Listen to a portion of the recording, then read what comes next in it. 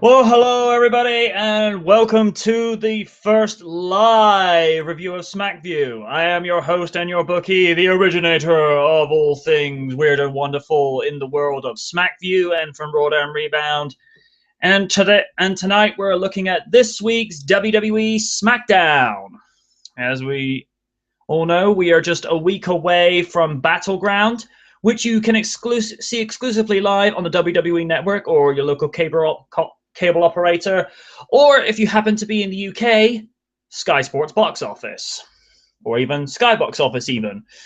Oh, botches already, and Oni is nowhere to be seen, or Elman. Ooh, this is delightful. I'm reveling in you botching. Botch, botch, botch, botch, botch. And there's Oni going, he's botching without us. This is absurd.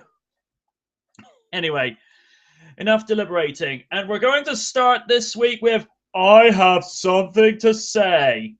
It's a Paul Heyman promo, so you know it's going to be good. My name is Paul Heyman, and I am here to tell you about the awesomeness of myself and Brock Lesnar!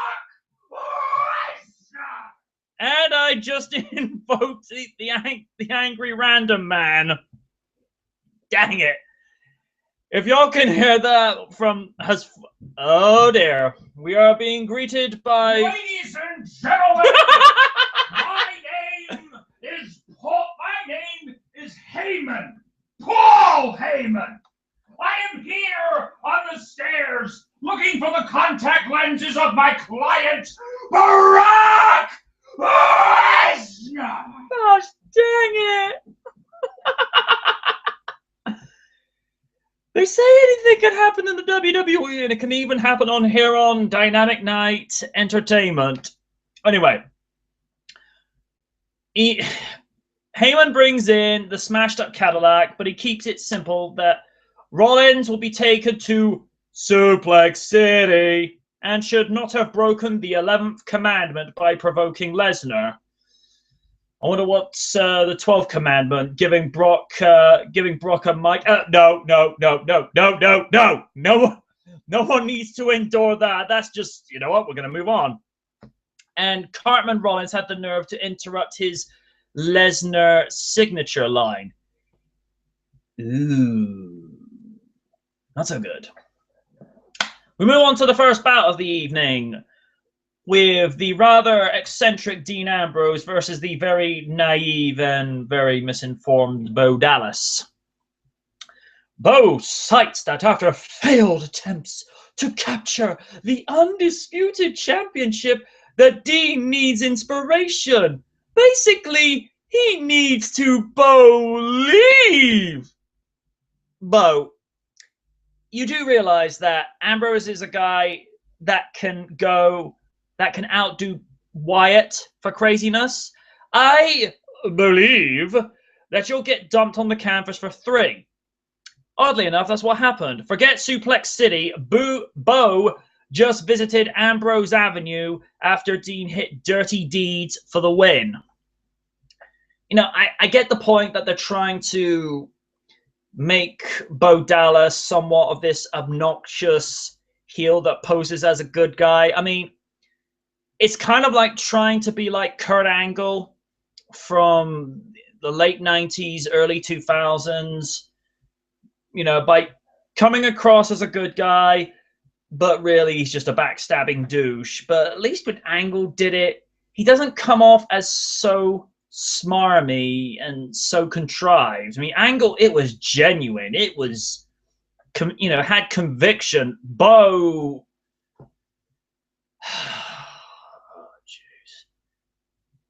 Bo is not even a diet Kurt Angle. Bo is a diet Kurt Angle. You know what? I give up. We're going to move on. We have Rusev versus Vaughn. Done. Go. I haven't forgotten. 2 years ago, Fandango was super over with the WWE Collective, much in part to that New Jersey crowd from the post-WrestleMania Raw. and his theme making it to number 17 in the UK iTunes chart. And the guy was slowly building towards a hunt for the prestigious Intercontinental title. 2 years later, and he's in Miz territory, i.e. jobbing. Rusev wins via accolade. On a minor note, I couldn't help but notice that the former US champion is wearing boots as opposed to his barefoot routine. It's not a big thing, it's just something I thought I'd pay to note. Roman Reigns versus Big Show. Oh goody. And we had to revisit this pointless angle because... Oh, I know. Yes, Oni? Reasons. Ah, yes. The mystical art of reasons. Roman was going for the win, but Creepy Bray pulled Reigns into the ring post. Ow. Ending in a DQ with Big Show chokeslamming the 2015 Royal Rumble winner, but adding insult to injury. Roman met Sister Abigail to add more salt to the wound. And I know somewhere in parts unknown, Oni's going, MJ, and Oni, I'm going to tell you what I've told you time and time before. Sit down. And now we have Gurak Weaver, one of Gurak Weaver's favorite wrestlers, in Titus O'Neil versus Big E. What Titus lacks in microphone skills, he more than compensates for in ring work. This week's performance is just a taste of his potential as a WWE wrestler, not a superstar, a wrestler, and a possible future United States champion. Titus gets the win, and I found it so wonderful that the New Day was ejected from ringside. Living proof that good things do actually happen. I have something to say. Randy wants to talk. Should I watch this later so I can sleep easier? Now, don't get this twisted. Orton is a tried and tested thoroughbred. No denial there. The guy is a multiple-time, undisputed, and world heavyweight champion. One of the longer reigning Intercontinental champions in the modern era before Shelton Benjamin went and broke that record. Awesome. And he's just one of those ring technicians that he makes it look so easy. And Steve the Vince Wilton said so many years ago when we did the inaugural announce table Skype panels for SummerSlam 2011, Orton is new school and old school. He's got this very veteran savvy skills of being an old school veteran, but he learns so many new things as he gets older, and he just improves his ring ethic. And I have to agree. But face, heel, or tweener, Mike Time is not Orton's best friend. But having said that, he's light years ahead of Brock Lesnar. I mean, Brock Lesnar makes the microphone an endangered species or an endangered form of communication. Lesnar's a great athlete, don't get me wrong, but Mike Time, ugh. You know, this is why he has Paul Heyman as a mouthpiece. Anyway, Orton cites that he will make Sheamus entertaining, yeah, good luck with that, by taking his mohawk and shoving it up his pale white arse. Nice. The Ascension come out. Should I go back and get some provisions? And tell him to get up because it's their match time. And he needs to leave before two hungry wolves introduce him to the Wastelands. Isn't that one of Barrett's moves? Orton plays possum momentarily before breaking out the RKOs. When it's Orton, you know it will come out of nowhere. Bring out the divas! Alicia Fox, one of my favorite divas, and Brie Bella, not one of my favorite divas, versus Naomi. I like this girl, and Tamina. I'm okay with her. Alicia, you can do so much better than Team Bland and Uncoordinated. The creative basically buried two talented athletes once more in favor of making one talented wrestler and the Bellas look credible. Alicia is credible anyways, but that's my own personal bias showing. Alicia wins via leg drop.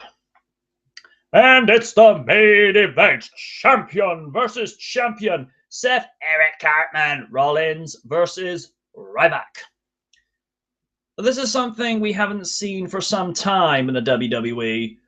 But that said, it would help if WWE had more reasons to have this scenario.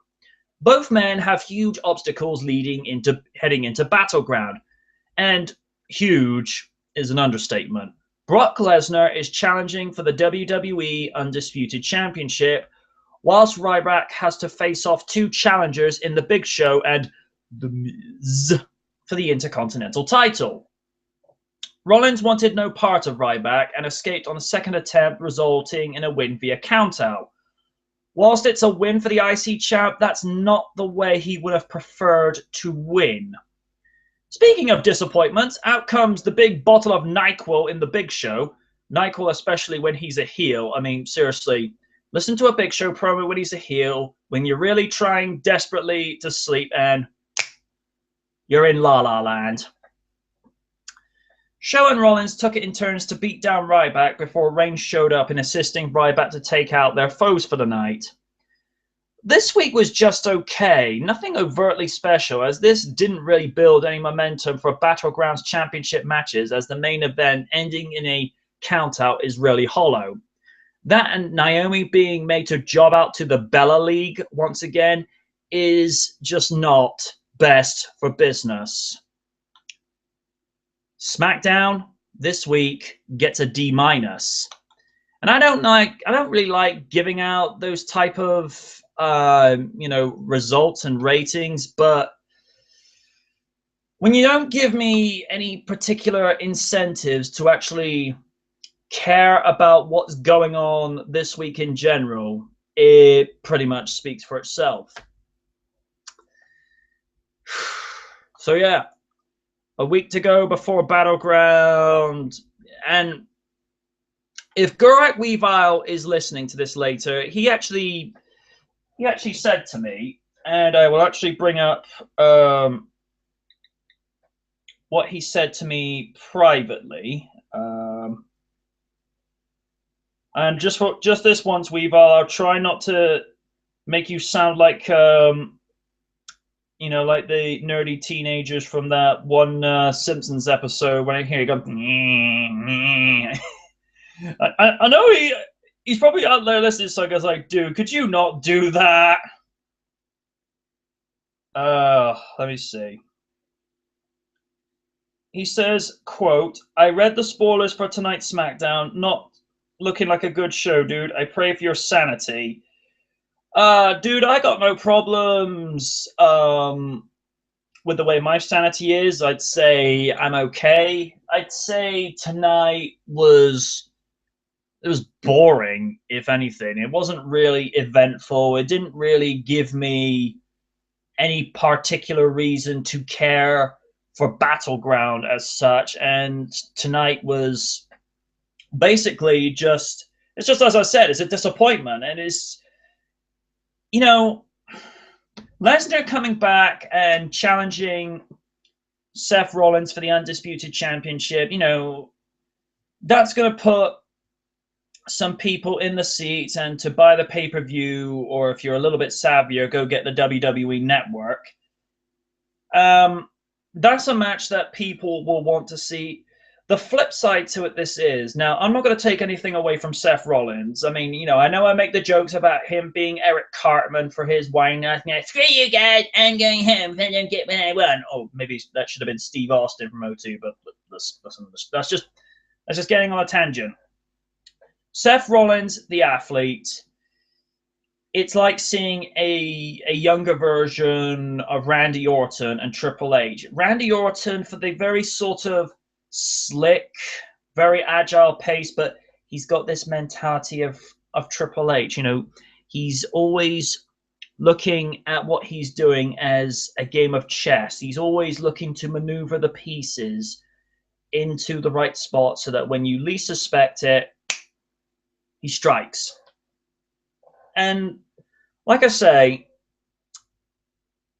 great athlete. Mic work, he's definitely one of the fresher guys on the mic, even though I think the whole standard bearer, I'm the architect, I'm the undisputed future, dude. Even The Rock back in the day could actually deliver something a little bit more fresh and innovative. And I'm just getting the impression with Rollins, it's kind of rinse and repeat on the mic. Ring work wise, like I say, absolute outstanding, talented athlete. But against Lesnar, how should I put this? You remember that WWE Championship match from, I think it was early 2004? Paul London was interrupting a Vince McMahon backstage segment, and he decides to give Paul London his first match, but it just happened to be against Brock Lesnar. And Paul London is a great talent that, aside from that monumental run that he and Brian Kendrick had as WWE Tag Team champions a little over a decade ago, the guy never really got to where he wanted to be within that company. It's really hard to put my finger on with it. I mean, we know that smaller guys have prevailed against Lesnar before. Kurt Angle did it at no. Yeah, Kurt Angle did do this at SummerSlam 2003, which that was actually one of the better matches on the card that night, as I seem to recall. Especially with Vince McMahon acting as an enforcer. And the only other decent match they had that night was Shane McMahon versus Eric Bischoff, with this rather pathetic repertoire or charade that was going on with JR, King, and Coachman doing that really pathetic heel turn. I mean, I appreciate that Coach had to do something just to get over, but that was not the best way to do it. And then you look at Eddie Guerrero. Eddie was kind of at a crossroads to some effect in early 2004, because him and Los Guerreros, they were done. They were split.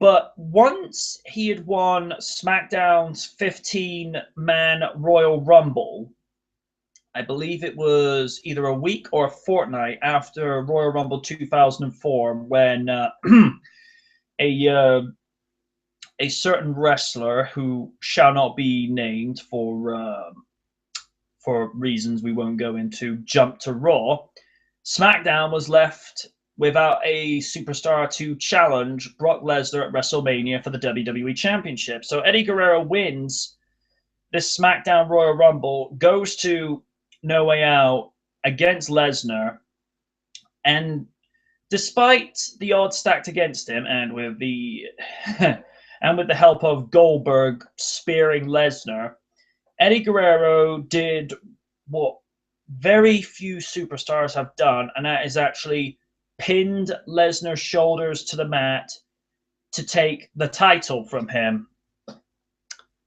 I don't know how a rematch would have gone with Lesnar.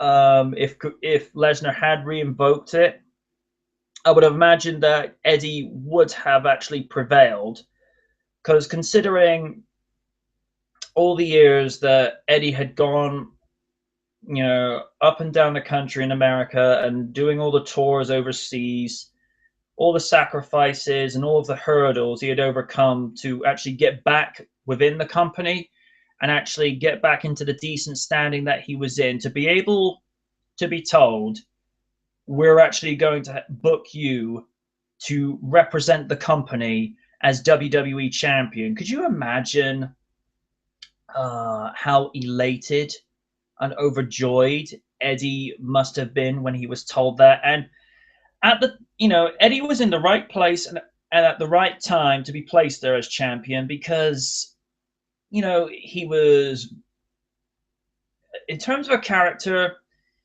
he was no nonsense. He got on with it. The guy had a lot of charisma, and you look at his ring work. The guy was a skilled technician, but he was also a good high flyer. It's something you don't see very often today. I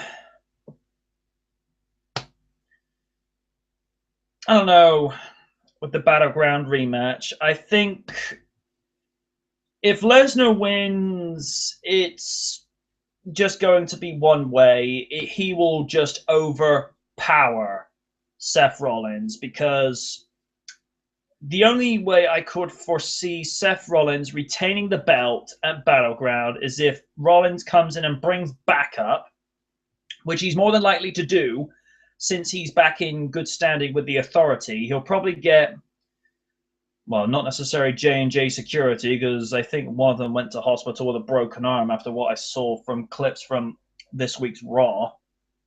Kane will probably be there in some effect, considering Rollins gave Kane a rather plush vacation trip to Hawaii. But then again, he's also got Big Show in his corner. It's difficult to say. But if Rollins does win as well, I think it'll be a case of Lesnar gets taken out before he even gets into the match, and Rollins just takes the real cheap way to victory by, as Heyman said, or just to say what Lesnar would have done, he would have put his boot on his chest, count to the 3, and I think that might be how Rollins would do this. I'm not entirely sure. And then you've got the Intercontinental Championship triple threat match with Big Show and The Miz challenging Ryback for the belt. I think Miz is basically just an afterthought in this match. I mean, the real fight is between Ryback and Big Show. This is another one of those situations where it's going to be real close. I'm going to say Ryback, purely because the guy has built up a lot of momentum and steam just to get to this point. And it just wouldn't be a smart business decision at this time to actually get pushed off his perch, for want of a better description. I'm going to go more into my thoughts for Battleground next week in the preview, which I will do another Google Hangout for, which, anybody that wants to, take part in this next week, you're more than welcome. The only thing I will state is, considering this channel is basically PG, you got to keep your comments and your opinions, PG friendly. Be forthright with your comments and, say what you feel, but, got to be friendly with it. So, until next week, when I do another Google Hangout, because this is actually kind of fun to do, good night from the night, and hope you all enjoyed this. Later.